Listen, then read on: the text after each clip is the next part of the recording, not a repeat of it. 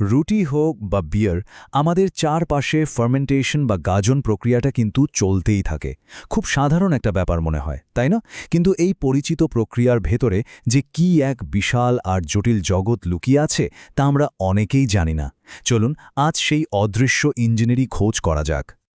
তো প্রশ্নটা খুব সহজ শোনায়, ইস্ট আখির কিভাবে চিনিকে অ্যালকোহলে বদলে দেয়। কিন্তু বিশ্বাস করুন, এর উত্তরটা খুঁজে বের করতে বিজ্ঞানীদের রীতিমতো ঘাম ছুটে গিয়েছিল। চলুন আমরাও সেই যাত্রায় সামিল হই। আচ্ছা, ২০ শতকের শুরুর দিকে বিজ্ঞানীরা তো ভেবেই নিয়েছিলেন যে তারা এর সমাধান করে ফেলেছেন, কিন্তু একটা ছোট্ট পরীক্ষা সবকিছু উলটপালট করে দিল। তারা এর মধ্যে শুধু একটা সাধারণ উপাদান যোগ করলেন, ফসফেট, আর তাতেই পুরো খেলাটা ঘুরে গেল। আর ফলাফল এক কথায় অবিশ্বাস্য। এখানে দেখুন, সাধারণ ইস্ট জুস যেখানে ৫ মিনিটে তৈরি করছিল মোটে ৩ সিসি কার্বন ডাইঅক্সাইড, সেখানে ফসফেট মেশানোর সাথে সাথেই সেটা লাভ দিয়ে পৌঁছে গেল ১৫ সিসিতে। মানে ভাবা যায়, সোজা ৫ গুণ গতি বেড়ে গেল। কিন্তু মজাটা হলো, এই যে অনেক গতি, এটা কিন্তু বেশিক্ষণ টিকল না। হঠাৎ করেই ফার্মেন্টেশনের হার আবার আগের মতো হয়ে গেল। তো প্রশ্নটা হলো, কেন কেন এই অসাধারণ গতিটা হঠাৎ করে থেমে গেল? এখান থেকেই কিন্তু আমাদের আসল গোয়েন্দা গল্পটা শুরু হচ্ছে। তো চলুন ফার্মেন্টেশনের এই প্রথম ধাঁধাটা সমাধান করার চেষ্টা করা যাক। কেন এই গতি প্রথমে বাড়ল আর তারপরে আবার কমে গেল? প্রথমেই বলে রাখি, এর উত্তরটা এমন নয় যে জ্বালানি শেষ হয়ে গেছিল। না, আসল কারণটা ছিল আরও অনেক বেশি বুদ্ধিদীপ্ত। ভেতরে কাজ করছিল একটা দারুণ রিসাইক্লিং সিস্টেম। এই রিসাইক্লিং চক্রটা কিভাবে কাজ করে, তাই তো? বেশ, ব্যাপারটা অনেকটা এরকম। প্রথমে ফসফেট এসে চিনির সাথে জুড়ে যায়, আর যেই না এটা হয়, ফার্মেন্টেশন প্রক্রিয়া চালু হয়ে যায়। এরপর আসরে নামে একটা বিশেষ এনজাইম, যার কাজ হলো এই জোটটাকে ভেঙে দেওয়া। আর যেই জোর ভেঙে গেল, ফসফেট আবার মুক্ত, তৈরি পরবর্তী চিনির অণুর সাথে যুক্ত হওয়ার জন্য। মানে এটা একটা চলতেই থাকা চক্র। তাহলে ব্যাপারটা কি দাঁড়ালো? আমরা আসলে দুটো আলাদা গতি দেখছিলাম। শুরুর দিকে যে অমচন গতিটা ছিল, সেটা নির্ভর করছিল কত তাড়াতাড়ি ফসফেট চিনির সাথে যুক্ত হতে পারছে তার ওপর। কিন্তু পরের যে ধীর গতি, সেটা নির্ভর করছিল রিসাইক্লিংয়ের ওপর। মানে ওই বিশেষ এনজাইমটা কত তাড়াতাড়ি ফসফেটকে আবার ব্যবহারের জন্য মুক্ত করতে পারছে। এই বিষয়টায় গবেষকরা নিজেরা খুব সুন্দর করে বলেছেন। তাদের ভাষ্যমতে ফার্মেন্টেশনের হার নির্ভর করে তৈরি হওয়া হেক্সোস ফসফেট কত দ্রুত ভাঙা হচ্ছে তার উপর। মানে আসল খেলাটা ছিল ওই রিসাইক্লিংয়ের গতিরই। তো ফসফেটের রহস্য তো মিটল, কিন্তু এই প্রক্রিয়াটা ঘাটতে গিয়ে বিজ্ঞানীরা আরও বড় রহস্যের মুখোমুখি হলেন। বিজ্ঞানীরা চাইলেন ফার্মেন্টেশনের মূল ইঞ্জিন মানে এনজাইমটাকে একদম আলাদা করে দেখতে। তো তারা কি করলেন? একটা খুব সূক্ষ্ম জিলেটিন ফিল্টার দিয়ে ইস্টের রসটাকে ছেঁকে নিলেন।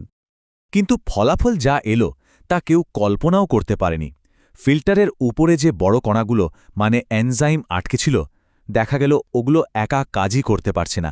আবার ফিল্টার গলে যে ছোট ছোট জিনিস নিচে চলে গিয়েছিল, ওগুলো পুরোপুরি নিষ্ক্রিয়। মানে দুটো অংশকে আলাদা করতেই দুটোই অকেজো হয়ে গেল। আলাদা আলাদাভাবে দুটোই বেকার।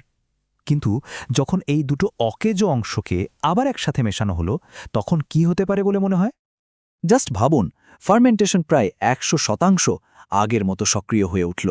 এটা ছিল একটা যুগান্তকারী মুহূর্ত, যা জীবরসায়নের ইতিহাসই বদলে দিয়েছিল। স্বাভাবিকভাবেই একটা নতুন প্রশ্ন চলে এলো।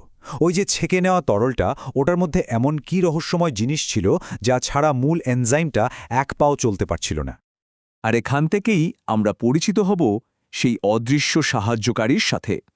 বিজ্ঞানীরা যার নাম দিয়েছিলেন কোএনজাইম।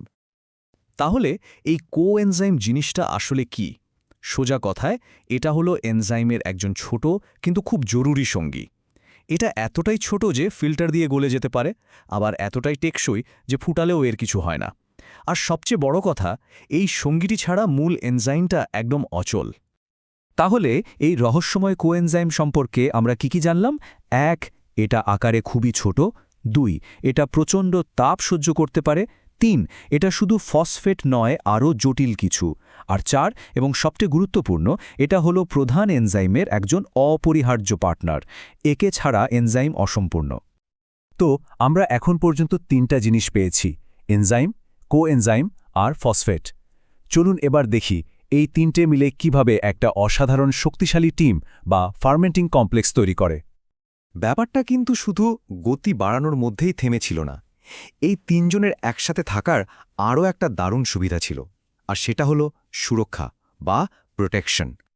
মানে এই তিনজন মিলে একটা সুরক্ষা কবচের মতো কাজ করত, যা মূল এনজাইমটাকে সহজে নষ্ট হতে দিত না। এর ফলে কি হলো, ফার্মেন্টেশন শুধু দ্রুতই হচ্ছিল না, বরং অনেক অনেক বেশি সময় ধরে চলছিল, আর তার ফলে মোট উৎপাদনের পরিমাণও অনেক বেড়ে গেল। আর এই প্রোটেকশনের প্রভাবটা ঠিক কতটা অবিশ্বাস্য সেটা এই ডেটাটা দেখলেই মাথা ঘুরে যাবে।